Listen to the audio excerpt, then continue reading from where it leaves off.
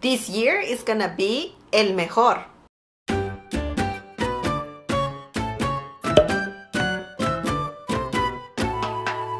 Hi everyone, Happy New Year! Welcome to the first video of the year. Today we're going to learn a new Spanish word. Today's Spanish word is el mejor. El mejor. This means the best. El mejor is a Spanish adjective and it is masculine. La mejor is feminine.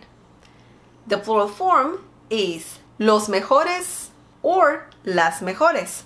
Now let's see a few examples. Esta comida es la mejor, muy deliciosa.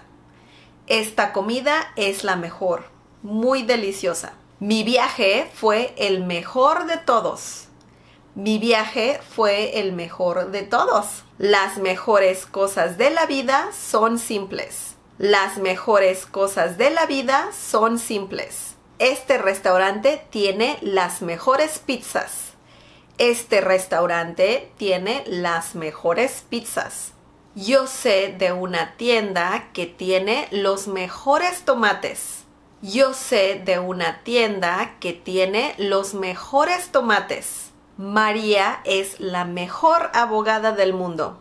María es la mejor abogada del mundo. Okay, that was the word of the day. I hope you liked this video. Thank you so much for watching. Visit smalessons.com for more free Spanish lessons. And support this channel by sharing this video with your friends and by giving the thumbs up. Subscribe and don't forget to click on the bell icon so you can get notified every time I upload a new video. Okay, I'll see you next time. Bye!